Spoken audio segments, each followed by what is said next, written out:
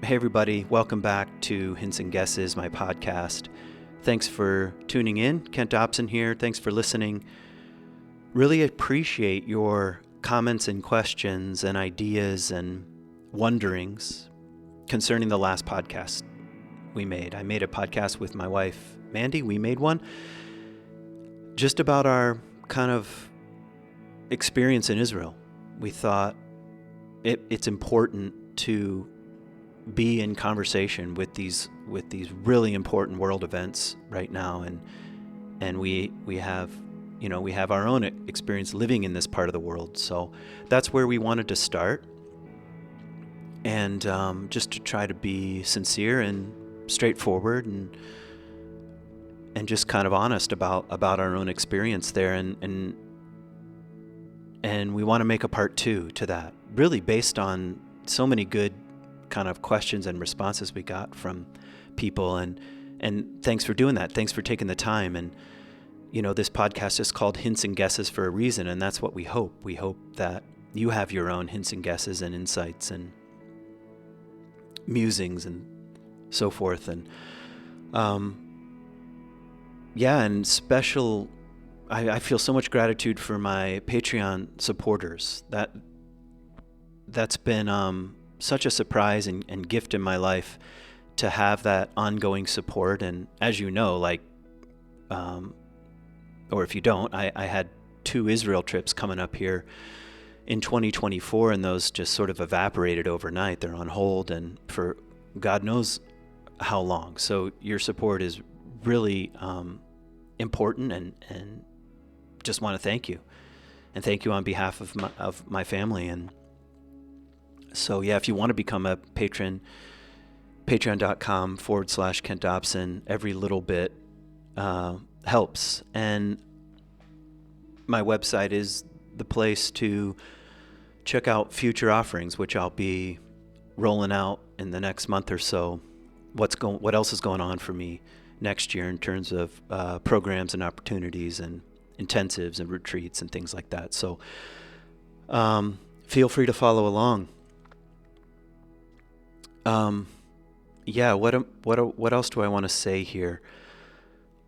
I think I want to say that part 2 is going to be hopefully a little more in-depth conversation about just from our point of view, and we've been having this dialogue back and forth, and it's my wife and I, and also with our friends over there, and so we just kind of wanted to have that in a live way, and it is a conversation, and you might find bits and pieces that you disagree with, or you might feel slightly differently about, and we encourage that. That's fine. And in fact, our sincere hope is that this podcast is a catalyst for your own growth and for self-examination, and for really taking a hard look at some of our own ideas and assumptions and blind spots. And we're not claiming to have the ultimate truth and concerning Israel and Palestine, but we think it's worth wading into. And so we've called this podcast, what did I call it? the complex moral minefield of Israel and Palestine, because that's what it feels like. It's a complex moral, ethical, religious, spiritual minefield, and so it's hard to walk through, but we think it's worth doing. Anyway, we trust that there is a deeper, more mysterious presence at work here in our own change and growth and transformation. And so we hope whatever we're saying here are just a few hints and guesses, clues for the right kind of questions even. And we hope you hear something that will challenge your own worldview and your own frames for the better. So enjoy.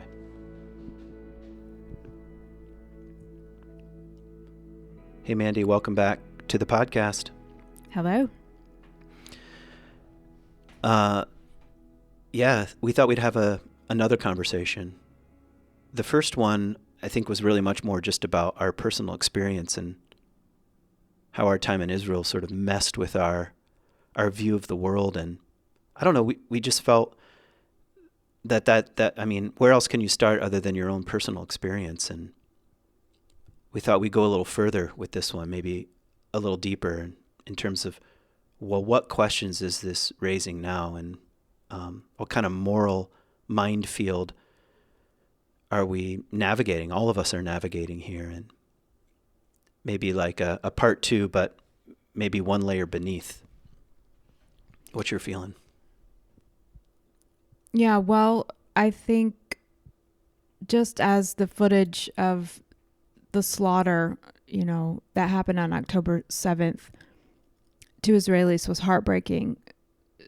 The footage, coming out of Gaza of children and innocent civilians being killed is deeply heartbreaking and sickening.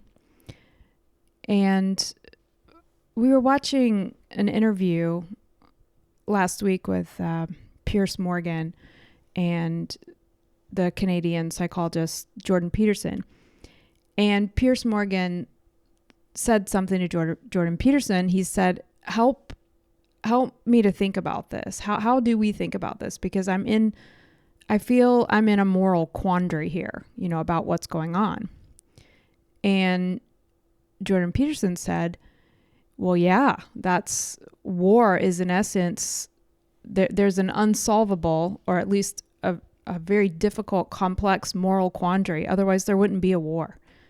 And so I think part of the invitation is to dive in a bit to the complexity of what's going on. And not that we're experts by any means, but maybe we'll have a conversation now, maybe diving a bit into the complexities. Yeah. Yeah, and we can do it.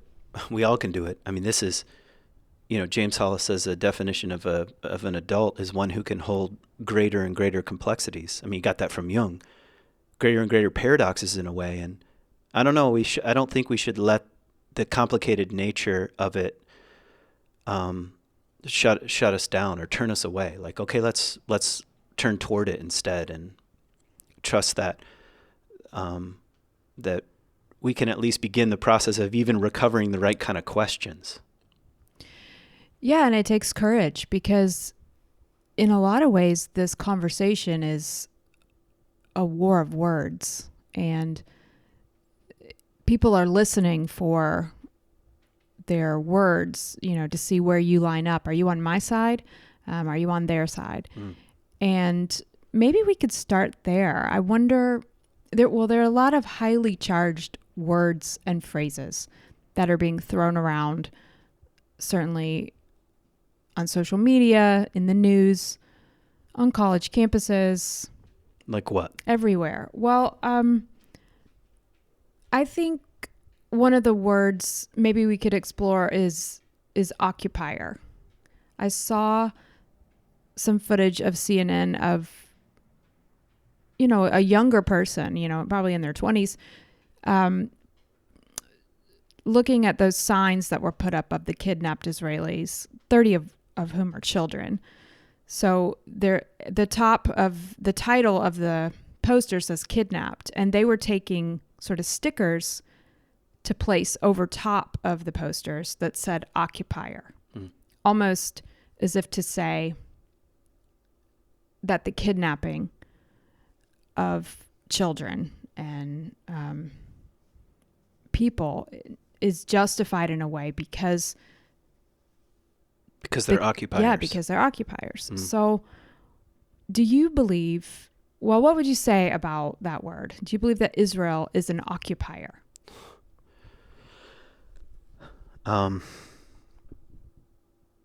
Yeah, okay. This is really hard to answer without historical context. And that's even hard to know where to start. I mean, do you want to start with King David? Do you want to start with the Babylonians the Assyrians, the Persians, the Romans, the Greeks, the Byzantines? Probably not. Well, I do think the history is important, but if we give people the benefit of the doubt, if we resist saying they're idiots, they're stupid, they don't know history, if we're giving this young person the benefit of the doubt, what does she mean? Okay. Your best guess when she's putting that label on this kidnapped child, occupier. Okay, benefit of the doubt. The frame that's being used is oppressor and oppressed, or oppressor and victim. And they look at the world and say, well, Israel has clearly more military and political power and is connected to the West, meaning America, really, who has way more power militarily and politically and economically. So therefore, their presence here is occupying, even spiritually, psychologically. I don't know if people are thinking this far, but I mean it's more like that than even technically on the ground, the land, although we can have a conversation about the land, but they're an oppressive force. And there is some truth to that. To be a Palestinian in the West Bank, to be a Palestinian in the Gaza Strip, to be a Palestinian in Israel and even have an Israeli citizenship, there is a cloud. There's a cloud around you that is more powerful than you. So I think that's the most generous reading. Okay, these people are the victims of oppression. And because that's pretty much the only popular game in town on college campuses and just in general in the kind of like a youth, the adolescent kind of mindset of our culture right now, that's the game that's most attractive. There's so much potent energy there. So I want to say something about the history there, but I think that's like psychologically why you would erase kidnapped with occupied or occupier. Mm-hmm. I don't know. Well, maybe say something about the history now too. When we were living there in, I believe it was 2005 or was it 6? I remember that the Israelis withdrew from Gaza. Yeah. Okay. Well, this, I guess a drive-through version of history is worth it right at this moment. So I think it's important to remember that before the British and French were involved in this part of the world, it was the Ottoman Empire. And the Ottoman Empire was the Muslim empire, but not an Arab empire. That's you have to keep that in mind. The Ottomans were not Arabs. And there was a lot of tension actually between Ottomans and Arabs. What's left of the Ottoman Empire is Turkey today. So, and if you were to call a Turkish person an Arab, that would be an insult.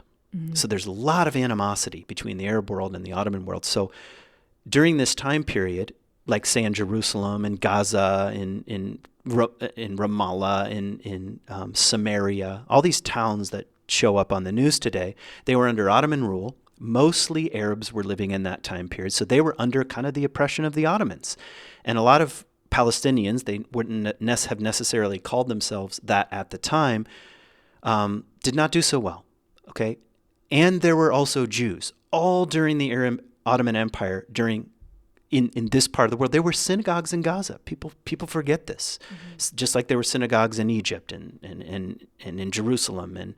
But we're talking about a pretty small percentage of the population, maybe 10%. I'm not being too careful, but it's somewhere around that. So just as a reminder, the Ottoman Empire, a lot of Arabs living in pretty small towns. These are very small towns.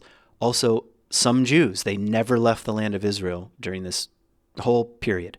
So the Ottoman Empire falls after World War I, and the French and the British decide, more or less with the support of the UN, that they're going to divide up this part of the world into possibly future states. Were very careful not to use that language at first, but the aim toward a kind of self-rule, and will help you get there. And they made promises to the Arabs. They said, if you'll help us fight the Ottomans, we'll give you some autonomy. We'll let you rule your little mini kingdoms, more or less. Is this what's known as the British Mandate? Yeah. Okay. That's what's coming. So then the UN basically gives it a stamp of approval, and roughly around 1918, somewhere, maybe a little bit before, the British are in charge of this area, and they call it Palestine. And they took that essentially from the Romans. The Romans renamed Judea Plishtinia, or Palestine. It was kind of an insult because it was a reference to the Philistines, who were the historic enemies of the Jews. So they tried to drive the Jews all out. This is in 135 AD. This is the Romans. Mm-hmm. Romans tried to drive all the Jews out. Didn't really work, but they tried to erase the memory of them by calling Jerusalem Aelia Capitolina, which is capital, whatever, and sort of the capital of the area, and rename it Plishtinia, Palestine. And so the British, they weren't necessarily playing the same game, because that name sort of stuck around in various forms over the centuries. And they said, okay, this is Palestine. They acknowledged it was mostly Arab, but under the British mandate, they started issuing these decrees, like the Balfour Declaration and its various versions, which said something like the Jews more or less have the right to self-rule, and the language is very, very careful, but doesn't promise them a state, but says they should live in freedom and autonomy here and have some self-rule, and they promise the same thing to the Arabs. Mm-hmm. So both groups of people were kind of hanging on to these British promises, and the French made their own promises to Syria, Lebanon, other places in the Middle East. Roughly what year was this? Well, okay, so the British mandate lasts from the collapse of the Ottoman Empire, 1913, 15, somewhere in there, up until 1947. Okay. So that's the end of the British mandate, and the British actually handed it back over to the UN, and they're like, you deal with this. In 47. Yeah. And the UN, people don't know this, but the very first offering of a Palestinian state was in 1947. They said to the Arabs, okay, the Jews self-declared their statehood, and that's what pissed everybody off. Mm-hmm. They said, we're not even going to wait for the UN. We're a state. We're a Zionist state. We can talk about that word, another charged word, but mm-hmm. And the UN accepted their borders, and they promised the Arabs a state at the same time in 1947, and they said no, because we can't live next to a Jewish state. We don't want a Jewish state. And it should be, and that was really the beginning of a sort of wave that the problem that I would not say the British and the French created, but helped create. This is again playing with that word occupier or colonist, which comes later, because the British had colonies and things like this. But they, with the push of the British, even though that technically the British got cold feet right at the end and pulled way back and said it should be an Arab state. People also forget that. Anyway, I'm getting a little bit too much into the weeds right now. But the Palestinians, so to speak, said no. And the entire Arab world, which was starting to form states all over the place, Jordan, Syria, also said, we don't like it. Did they say no in 47 because the borders of the state that they were offered was not acceptable to them? Yes. Mm-hmm. Yeah. And also, and this is where Palestinians have a legitimate claim, that once Israel declared their statehood, whoever was in the borders was the state of Israel, which, how would you feel if you were an Arab who lived in a village for sometimes hundreds of years, your family, and now suddenly you're in the state of Israel? Are you a second-class citizen? How is that going to be worked out? What if you were kicked out of your home, which did happen? It happened because of war, basically. So the day Israel said, we're a state, all the Arab surrounding countries now invaded. So Arabs lost their homes. The first war for independence. That was the first war for independence. What the Arabs call the catastrophe, or the I don't know why I can not remember the Arabic word. Anyone who's listening will know what I'm talking about if they know the Arab word. But the catastrophe in Arabic, and so many Palestinians had to flee their homes, and they thought it's just a matter of time. It's ridiculous, this tiny little country of Jews, and I want to say who was living there, because there are a lot of misconceptions. They're just going to be wiped off the map, and it didn't work. And with the help of America, other places, but it didn't work. And so the Israelis said, and this is their first thorn in the flesh of the Palestinians, you can't come back to this village. Right. And they did it all over the place. They said, you fought us. Sorry, you lost the war. They kicked him out. They kicked him out. Yeah. Mm-hmm. And we're talking about quite a number of people too. Not tens of thousands of people, but in the thousands, people lost their ancestral homes going way back. You can't say way back to the time when Israel was there, but going back many generations. That's fair. Yeah, I remember. So part of your tour, we visit a shop in Bethlehem, and the owner's name is Johnny, and he asked us. We were living in Abu Tor at the time, and he said, "Where are you living?" In Jerusalem. We were telling him the neighborhood. He said, "Oh, my family lived there for many, many years. I can't go back. I can't visit there." Yeah, exactly. And people in the Middle East have long memories. Mm-hmm. And even the fact that we lived in Abu Tor, like Abu Tor is such an interesting neighborhood. It's the only mixed Arab Jewish neighborhood in all of Jerusalem. It was at the time. Is that still true? I'm sure it's still true. And when I mean mixed, I mean house to house. And you can actually see, I could drive around the neighborhood. Well, we didn't have a car, ride my scooter around and point out Arab home, new Israeli build, new Israeli build, new Israeli build, Arab home. And when I say Arab home, I mean one that was, 200 years old, something like the 100 years, 200 years old. Mm-hmm.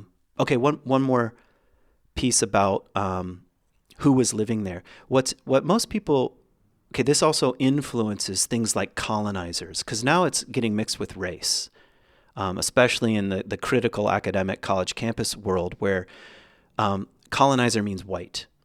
And so many people really stupidly think Jews are white because some of them look white here in America. So they're like, oh, these are the white colonizing European Jews coming into Arab lands, when in fact, most of the people living in the land of Israel during the Ottoman Empire and before, long before, the British even called them Arab Jews because they looked Arab.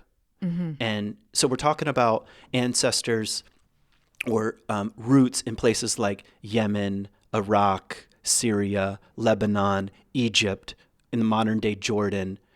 Jews lived for hundreds and hundreds of years. A lot of them, their mother tongue was Arabic, and they also spoke Hebrew, but they're not white colonizers. They lived there all during this time period. It's just the influx of Jews coming from Europe influenced this idea. Like, these are people who were really fleeing pogroms and other forms of social, political, and real life-threatening oppression from Europe started to come over all during the British Mandate. Huge explosion of Jews, mostly from Europe. Well, that brings me to another kind of highly charged word that you hear also thrown around a lot, and that's the word apartheid. What can you say about that word, the history of that word, and do you think that Israel is an apartheid state? Well, I have to I have to admit my ignorance because I don't know much about South Africa. But I know the word is just means apart, or Dutch South African. Yeah, it's right? Dutch South Afrikaans. African word. Yeah, and so it means separated out. Now, and someone would be able to answer more than me. This is where I should have done some research ahead of time had I known you were going to ask about this word. But it's not a one-to-one comparison. That I know for sure. But if it communicates symbolically that Palestinians are second-class citizens, well, there is some truth to that. Mm-hmm. That they don't have, and now here we get into the weeds. There are 2 million Arabs that live in Israel proper that have Israeli citizenship. They're full citizens. They can vote. They can fly in and out. They have passports. They have representation in the parliament, but they don't have to serve in the IDF. Mm-hmm. And you can see why. Now, some chose to, like the Druze people. Mm-hmm. They'll send their kids. They're Arabs. Many Bedouins. There's a whole unit inside the IDF. They're Bedouin. Yeah, aren't the Bedouin trackers for the trackers. IDF? Yeah, mm-hmm. yeah. This sounds like an urban legend, but it's not. They really are. And so it's like you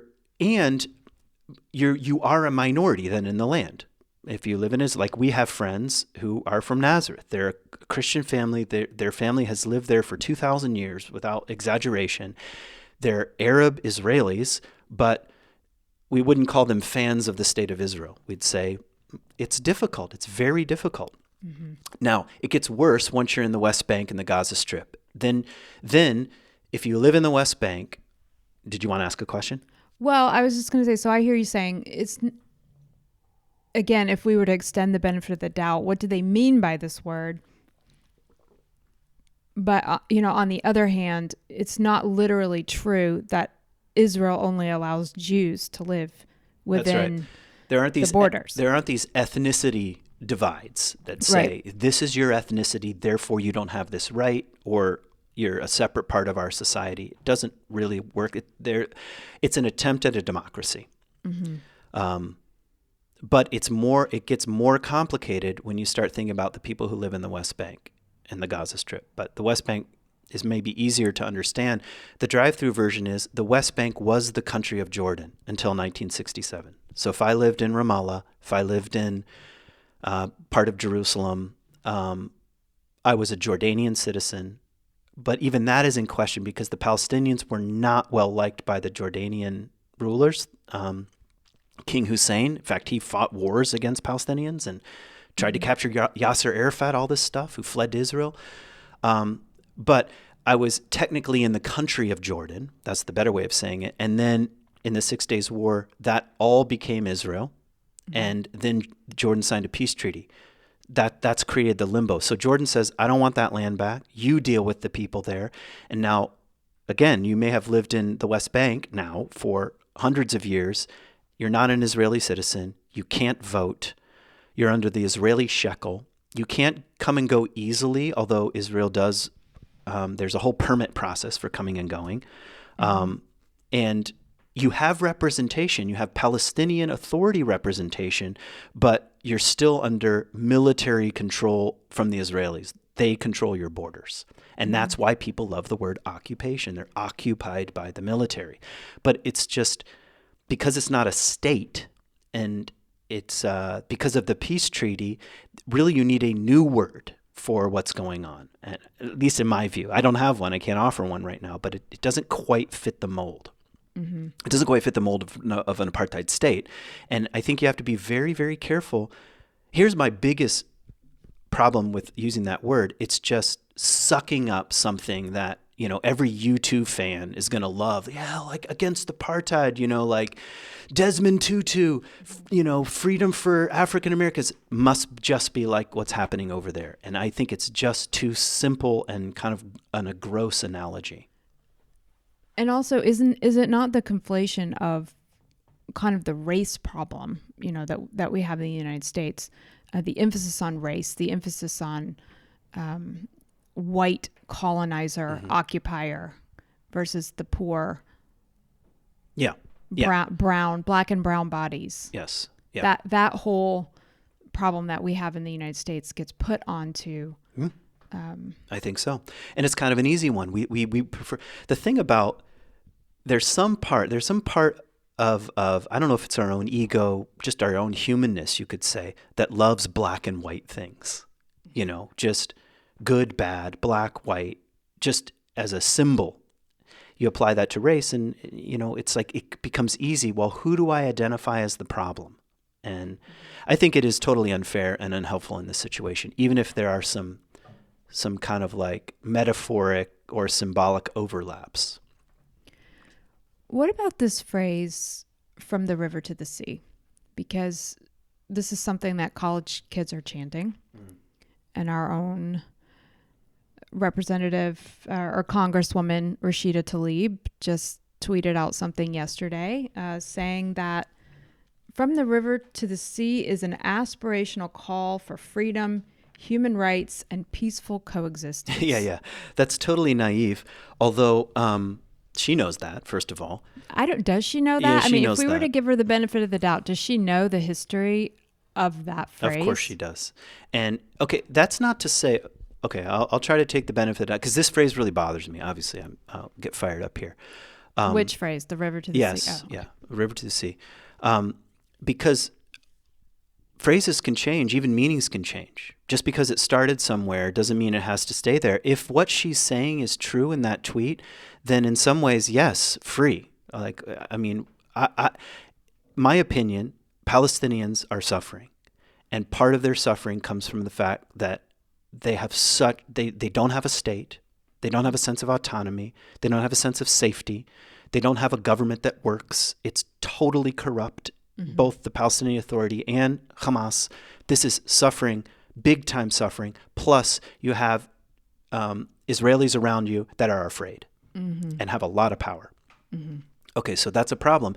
And yeah, I think I want read it again, just the little...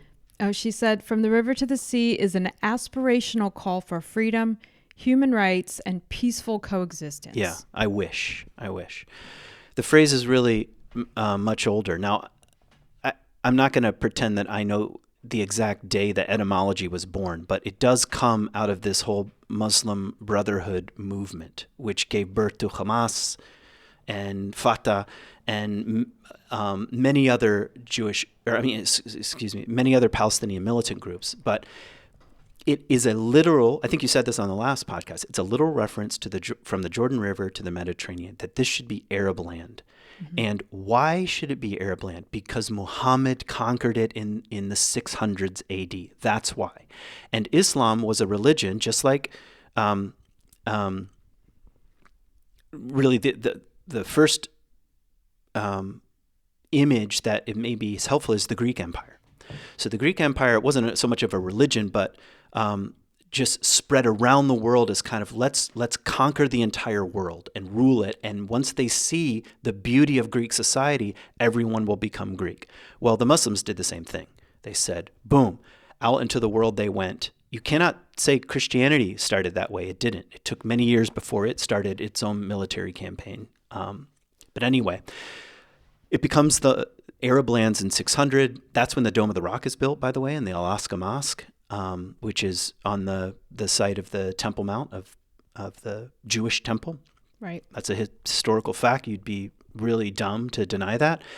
But anyway, this idea of a single Arab control over all of the original lands that Muhammad conquered became an apocalyptic longing for one day we will go back to this. And instead of all these wars back and forth and who controls this and Western people coming in and whatever. So the river to the sea is really much more connected to that ideological dream. And that means no infidels. And that's the fundamentalist reading of that river to the sea. No Jews, no Westerners, no collaborators. That's why, I mean, this is terrible. I hate to bring up more atrocities, but, you know, the Israeli government just keeps releasing bits and pieces of footage from that day on October 7. I mean, they took Arab bus drivers out of their buses and just shot them. And they're saying, I'm Arab. Like, we don't care. You're a collaborator. You're an infidel. Yeah, you work for the infidel. Yes. Mm-hmm. And so that this kind of, and that is technically a kind of ethnic cleansing. That is what a genocide is. Like, anyone who's not one of us, who has the wrong race, or even cooperates with the wrong, let's wipe them out. So from the river to the sea, push them into the sea is the other way of saying it, is taken quite literally. That's why I think it's a dangerous phrase. Do you think the college kids, kids the same ages as our kids, do you think they know what they're saying? Or do you think it's sort of forgive them? They don't know what they're talking about. There probably is that element. But I guess deeper than that, what do you think is so compelling to someone, in their 20s to sort of align themselves with this narrative, with this story? Mm. What's going on kind of on the psycho-spiritual level that is so compelling? Okay. Now this is, I'll just try to speak freely here. And I wouldn't say this is a super well thought out argument. Maybe there's some weaknesses here, but I think the place to start is actually with the absence of religion. So religion has provided frames of morality and frames of values for hundreds of years, whether you like it or not, thousands of years. And what's happening more and more is all of these systems of values and ideas and morals have been slowly torn to shreds, saying, hey, look, there are contradictions here. You claim this, but you act like this. Basic hypocrisy. And I think there has been a movement, an intellectual movement, all over Europe and America for who knows, 100 years or more, that has basically thought that we're moving toward a more secular, liberal, really inclusive world, and we can leave behind all these superstitions and value systems. Okay. Now, Jung also said, deep in the very heart of every human being is the religious instinct. And it's as alive as sex, food, shelter. And that is that craving for meaning. So if you tear everything down and say, there was no meaning in here ever to begin with, you're left in a kind of void. This is my opinion. You're left in a kind of void, like you can't get rid of the instinct toward meaning. It's like, yeah, but what the hell is meaningful? And the major frame that has been offered to the world that I'm describing is there's only one frame, and that's frame of power. And how do we know where it is? We look for who's oppressed and who's the victim. And if you combine that with religious fervor for meaning, where is meaning, then you end up saying, okay, if there's oppressor and victim, oppressor is evil, which is religious in its conclusion, and victim is innocent. Victim is righteous. And the way to set the world to rights again is to get rid of the oppressor. And you could say, well, there's a lot of truth to that. Don't you want to get rid of oppression? Who would deny that? Like, no one's going to the streets and saying, let's go oppressors, let's go oppressors. No one's going to do that. It seems it's attractive to find someone to blame and then to tear them down. And Hamas is doing the same thing. We're the victims. They're the oppressor, and the oppressor doesn't have the right to live. So I think maybe just to make one more comment about that, I think there's really a holy trinity. You have oppressor, victim, and hero. And I think this is a benefit of the doubt, really. I think most people who want to take to the streets want to be the hero in that triad. And the hero sides with the victim. And that's attractive, and that makes you feel righteous, and it makes you feel part of the pure and part of moving history forward and things like this. So the problem is that I just don't think it works. And I think you need Jung and a deep look at human nature to know profoundly that oppressor, victim does not work in the end. It doesn't work. You cannot divide people up like this. This is why, Shadow Work 101 is what I see in the other is in me. Mm-hmm. And who wants to say that right now? What I see them doing is what I'm doing. This is the great irony of someone at Harvard. These are the most privileged, I don't care what their skin color is or their background, these are the most privileged kids on earth, siding with so-called victims, and they have no idea many of them, what it's even like to be a victim in the first place. But they've taken the posture of, I might be exaggerating a little bit, but I'm aligning with who's righteous in this scenario. And therefore, the ends justify the means, something like that. So are you saying that this gives them a system of meaning that they can sort of attach themselves to, align themselves with? This is what gives them identity. Mm-hmm. Yeah. And, if I pull it way back and say, have I ever done this? Yes, I have. Even when I first started to open my mind to the possibility that, hey, within the Christian frame, maybe gay people can be accepted. All right. The motivation was to turn religion itself and my own fundamentalist upbringing into the oppressor, and I'm going to align myself with the victim here. And I'm going to speak on behalf of the victim, and I'm going to argue the victim's case. So it's like, I'm not saying that is in and of itself like somehow immoral or unethical or the wrong frame. It's just too simple. Mm-hmm. And because what ends up happening is then, let's burn the whole house down because of the sins of the past. Let's burn the whole house down And then what? And any student of history will tell you, without exception, the victim becomes the oppressor. That's the way it works. And I don't know. It's like, so you want to challenge the frame. That's kind of what I'm saying. You want to challenge the frame of meaning and say, this cannot be the only frame in town that makes sense. That's sort of my instinct. It's too simplistic. It's kind of ironic too that many of these students might describe themselves as non-binary on the, let's say, on the gender and sexuality scale, but it is very much a binary. The only game in town is victim and oppressor. Yeah. And those are the glasses that I wear. And you either fit into one or two categories. And there's very little nuance, very little complexity, very little understanding. Yeah. I don't know where, like, I don't know. You remember that, this is probably the 80s, but remember when all those like musicians got together and saying, we are the world? Is that the one? Yeah. Okay. I think that's like old fashioned liberalism. That's the way I see that. Like, in the end, skin color doesn't matter. In the end, ethnicity doesn't matter. In the end, religion doesn't matter. We have a common humanity. We can both celebrate our differences and find threads that are deeply human and the same. And that is now laughed out of the park. Like that is, let's drive that into the sea. And all we're doing is talking about divisions and separateness, and you can't possibly understand me, and I can't possibly understand you. And you mix that with a kind of fundamentalism about who's right and who's wrong. It's pretty bad. It's a pretty bad situation to be in. Do you have any, I mean, when we look at the complexity and the difficulties of what's going on, do you have any hope that it will end in a positive way? Well,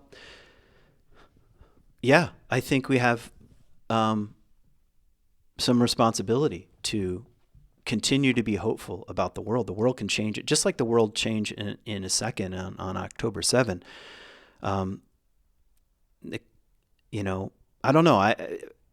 I'm not really sure exactly how to answer that, but I do have a bias, and it's because of sort of, I guess, my bias toward what Jung would say, that the process of real change in the world has to start on the individual level, not on the societal level. And a lot of people would not agree with me. They say, well, actually, we need all of our energy on the systems. That's why I like a word like systemic. Mm-hmm. And I'm not against those things. Like, look, there are systemic problems in the world. The structures are problematic.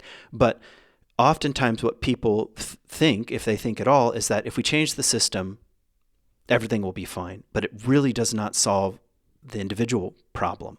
And so, like, if I pull this back down to the personal level, all of us are pulled toward conformity.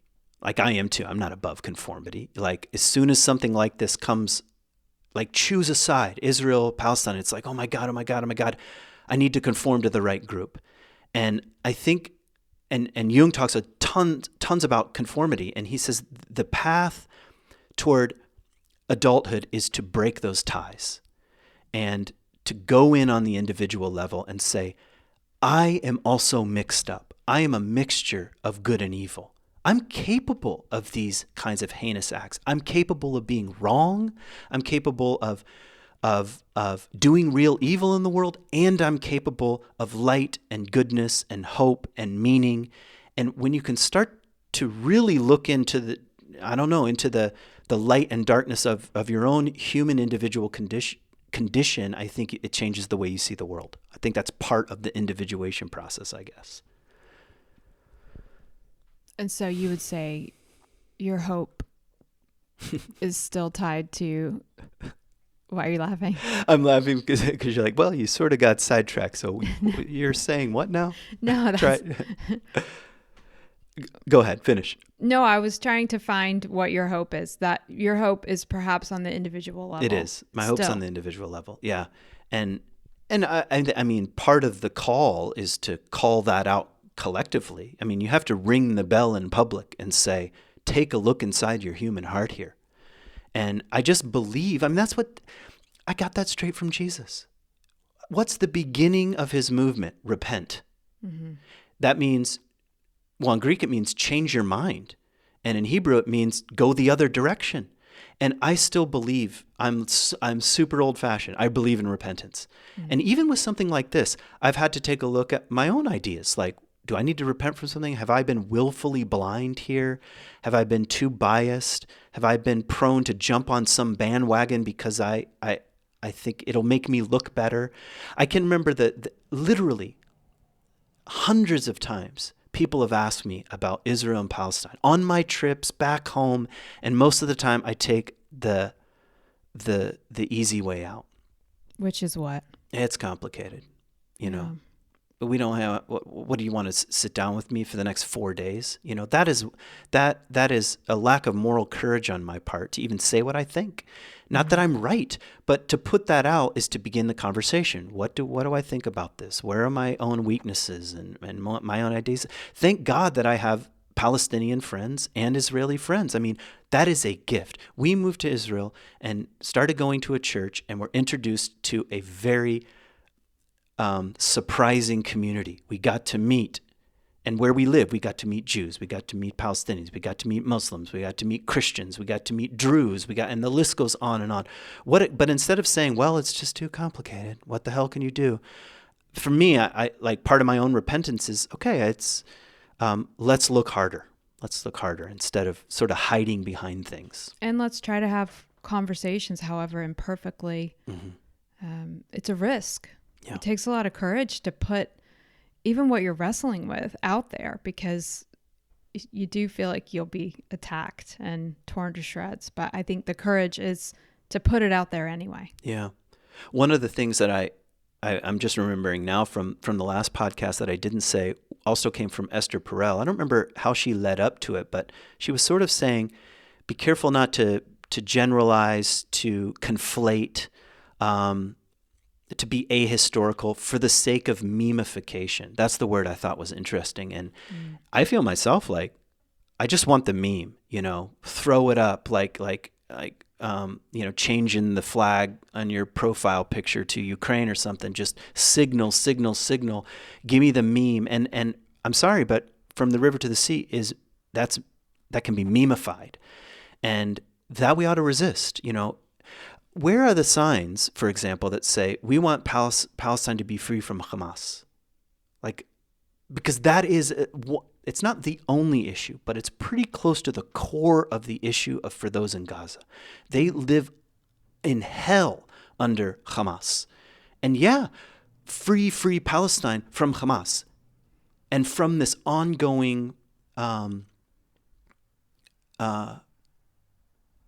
pitted ideological and religious battle between Islamic fundamentalism and the rest of the world. Mm-hmm. Yeah, we should, I long for freedom from that. But then it requires you to get in the weeds, you know. Yeah. Do you think there is any hope for the Palestinians to have a state at this point? Like, because the Abraham Accords seemed really hopeful. The most hope I think a lot of people have had in many, many years. Do you think this has utterly just blown the Abraham Accords apart? Do you think there's any hope that they may go forward? Not that you can know. I just wonder, like, what your instinct is. Well, on October 8th, I probably said this to you. This is the worst possible thing that could happen to the Palestinian people. It is the absolute worst, what Hamas did. Because you and I knew from the incursions that happened when we were there, mm-hmm. you know, that all hell is going to break loose. And I felt like almost overcome with a kind of darkness. Like there actually is no hope here for mm-hmm. a 2-state solution, or I always thought a 3-state solution. Mm-hmm. Gaza and West Bank are so different that mm-hmm. they probably should be treated that way. But I kind of backed down from that. Again, like, here's a great line from Jung. People don't have ideas. Ideas have people. Mm-hmm. And that's what ideological possession is. And we're all susceptible to it. And so I can sometimes get susceptible to kind of apocalyptic fantasies of my own. Like I'll criticize Hamas and their apocalyptic fantasies, but because I'm attracted to, it's all going to burn, Mm-hmm. But anyway, I could feel that rising up. But I feel less hopeless now if, in fact, the Arab world starts to turn. I mean, most of the Arab world does not want Islamic fundamentalism blowing the world up, blowing their own economies up, blowing up any opportunity for exchange and trade and freedom of travel, and they want their kids to be able to go to school anywhere, Mm-hmm. And so part of me hopes that in the wake of this, the Arab world will say enough of this. I think that will have a much greater effect than any America or Israel trying to, quote, eliminate Hamas. That's not really going to happen. We have to be honest. They might eliminate their capacities to shoot missiles and so forth, but it's an ideological position, and it's very hard to eliminate unless it starts to happen from within. And so I'm hopeful that may happen. I'm hopeful that the Palestinians in the West Bank, though they're being, I mean, probably most people don't know this, but there have been nightly incursions by the IDF trying to go after Hamas and other terror groups inside the West Bank. So it's very dangerous to be in the West Bank right now. It's probably just not on the news. But my hope is that internally there'll be a change of leadership, of position. We can no longer just demand we want everything. And I don't know. So I'm not sure, other than it's like a flare goes up into the night sky, and there's like a flash of light, like, oh, okay, here's a little clearer picture of what's going on, and then you can maybe start navigating down a different alley. I'm hopeful for that, and I think it's possible. What do you think about, one of our kids said, can't the Israelis just go, like, send special forces in? Like, why do they have to bomb the crap out of whatever, the hospitals? And there's an element, well, first of all, I think this war is being GoPro'd and live streamed on people's phones, and there's also AI involved, and it's hard to know what's true, and the true things that you're seeing are so deeply disturbing. What do you think this is doing to our psyches to watch kind of live streamed, GoPro'd, acts of terror and war? I don't know. It's not good. I guess part of me wants to say, well, what's wrong with real-time unfolding of events? But I know you've posed the problem of AI too, and I can think of dozens of examples that I saw on Twitter. Like, look, here are Palestinians standing in line for bread. Turns out it was an old shot of Palestinians in Syria. Like wrong country, wrong time, wrong place. Syria is a whole other problem. Like, where's been the entire world after 500,000 people, civilians, have died in Syria over the last 10 years, and many of them Palestinians. No one demonstrated for that. No. But anyway, that's like one of those, like, where were you when? But I don't know what it's doing to our psyches. I know that the possibility for, real moral wrestling, real philosophical wrestling starts to evaporate in a culture of reactivity, like constant reactivity. This after this after this after this, more and more moral outrage, whether it's around something that's real or not. Like when the Israelis, quote, bombed a hospital, and it went on the New York Times, and it turns out it wasn't the Israelis. Now, people might not even believe that now. But I don't think they do. There's still debate online, where that even came from. Well, that's partly the answer to your question. What does it do to the psyches? It feeds confirmation bias. That's what it does. It's like, if I've already decided everything that is Israeli is wrong, then that's all I'm going to see. Or if I've decided the other way around, every single thing that the Palestinians say or do is wrong, I'm just going to trust the IDF or what. It's just confirmation bias. So it definitely feeds that. I mean, our phones feed They don't challenge us. You'd think it would, because think about Twitter. It's like a series of provocative things that you put out there that are supposed to challenge other people, but it almost has the opposite effect. It just confirms my bias.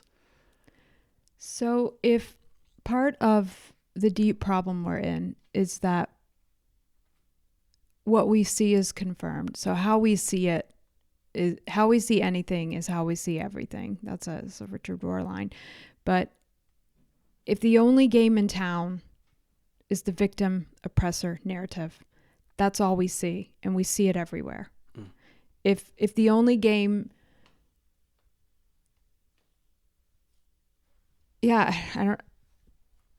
how do we see? I don't know. Repent, how do we see then? How do we cleanse? How do we clean the lens of perception? Yeah, repent, for the kingdom of God is at hand. I think in some ways, this is, again, me positive reading, because when I was actually in graduate school, we were also starting the process of deconstructing history. That's basically what graduate school is. And you start to see, the point of view of those who won wars is the dominant, that's what won the war. Or you could say the worldview is what won the war.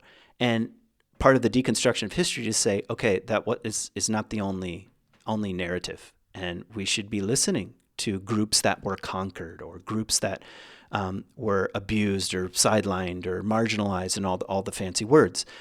I'm saying something positive about the necessity for that. And then maybe one step beyond that would look something like, that has to happen inside my own psyche. I have to find ways that I've behaved like the oppressor or behaved like the victim. I have to see the own complexity of my own moral landscape if I'm going to understand history. And if I'm going to understand the complexity of how any of us got here, and if I'm going to look forward into the future without such a blind adherence to who's right and who's wrong, and I'm going to make sure I'm on that particular side. I know that's not these are kind of more psychological and spiritual nuances, so it's hard to know how that plays out. But I don't know, I don't know. I can't really think of anything other than Jesus' call to repent, to start cleaning your own lens. If you've been marching in the streets with free Palestine, okay, I'm not here to shame you. I'm saying, all right, really look here. Really look. And same with if I think the Israelis are God's chosen people, and they have and that Arabs should be cleansed from the land, it's time to really look. It's time to really look at how immoral, blind, one-sided, and myopic this worldview is. Mm-hmm. And I think we can hope for that. And, Israel in some ways is an experiment internally. There are always there's stuff that never makes it onto the news. There are schools that have Israeli kids, Jewish kids, and Palestinian kids in the same classroom. I mean, we have friends that send their kids to a school where they speak Hebrew and Arabic. Mm-hmm. These are seeds of truth that can grow into some sort of shady acacia tree in the desert in the future. And but I think the kind of black and white, us versus them, is a way of chopping down all the trees, something like that. I keep thinking about this theme of not being able to see very clearly, and you brought up Jesus, so I was also thinking about blindness, and isn't that his number one sort of healing miracle? Yeah.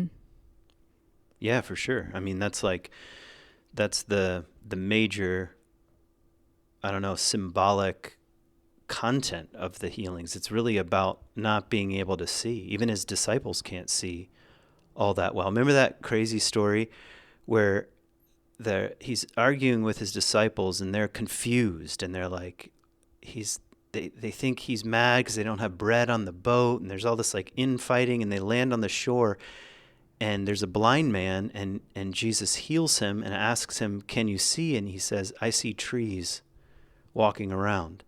And then he has to try again, make some more mud or whatever and put on the man's eyes. And then he can see. And then Jesus starts talking to the disciples, and they still don't get it. It's an image. That's a really mysterious passage, because it's like he tries to heal the man and it half works. Yeah, it half works. Maybe that's a story of what healing is like, that it takes time. You don't read one tweet or one sign and then you see. It's like you half see for a while, and you kind of get it and you kind of don't get it. And meanwhile, you're confused in the middle of that process. You're like, I see trees, they're like people. So it's like, I don't know. In some ways, that's a really encouraging story, that the nature of transformation and change is a bit slow, and it's humbling. I mean, at least that's the way that I take it. And I think you could just add to that idea that Jesus seems to be interested, maybe above all else, in kind of seeing clearly, like the way things are and how you think the world works. He's trying to help remove the blinders in some way. Mm-hmm. That maybe that is in part the major image of salvation or transformation in the New Testament, is seeing clearly. And I mean, even comes right out and says it, like, remove the log from your own eye so that you can see to take the speck out of your brother's eye. Yeah. I don't know. I'm also thinking of Howard Thurman, because we're in a book group right now with the Dominican Center. We're reading his book, Jesus and the Disinherited, which is such an interesting book to be reading right now. His central question or thesis is, does the religion of Jesus have anything to offer people whose backs are against the wall? Yeah. Okay. First of all, that phrase, backs against the wall, just in our group discussion has, sort of poked the bear here around the question of victim, oppressor. And I'm not speaking for everyone here, but it became kind of easy to say, oh, I see. The people who have their backs against the wall are the people in Gaza. Mm-hmm. And there's no doubt that that's true. It's 100% true. If you are in Gaza right now and you are a civilian, your back is against the wall. Israel is part of what has pushed you there, but so is Hamas, and so is the way that the entire globe has used them as pawns, all kinds of things. Their back is against the wall. But I think it's not so straightforward, because the Israelis also feel like their back is against the wall when they're afraid to send their kids to school on buses, when they're afraid of random acts of terrorism at any moment for the last 70 years. And